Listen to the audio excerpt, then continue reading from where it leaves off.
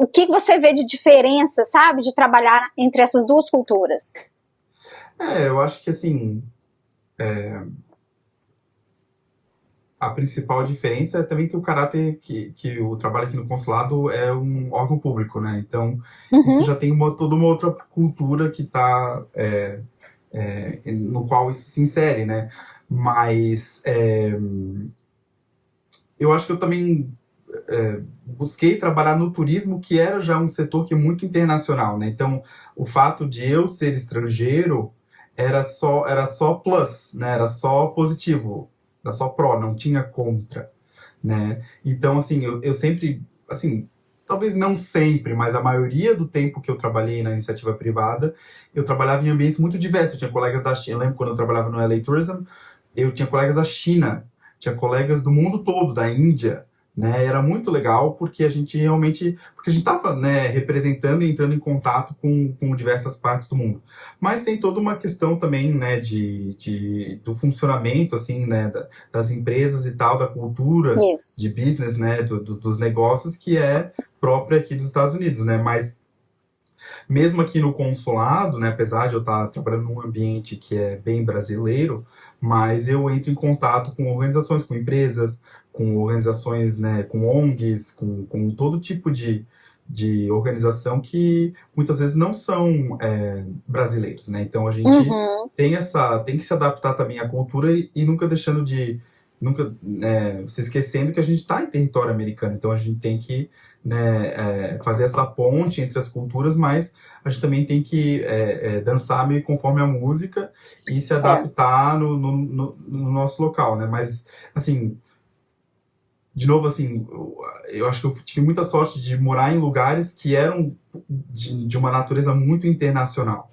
né? Então, eu pude, assim, né, usar o fato de ser brasileiro como um recurso, assim, que me ajudou muito na minha carreira. Mas eu sei, assim, às vezes, tinha vezes também que, né, às vezes um padrão de adaptação e tal, assim, de você entender a cultura, principalmente trabalhando em escritório, né, com colegas e tal, então você tem que ficar meio ligado, mas também pelo Mas, fato de que eu ter chegado meio novo aqui também, então acho que foi é, um pouco mais fácil para eu me adaptar. Pegou o jeito é, rápido, né? Às eu tô, vezes quando eu volto pro Brasil, assim, eu fico esperando um determinado comportamento que às vezes comportamento. não é o padrão, né? Mas assim, Mas eu te fiz essa pergunta porque eu trabalhei um tempo numa multinacional no Brasil. Uhum. E era muito louco a cultura americana dela das reuniões. A gente tinha reuniões todos os dias, 15 minutos de reunião, todo santo dia, em pé, porque agilidade, né?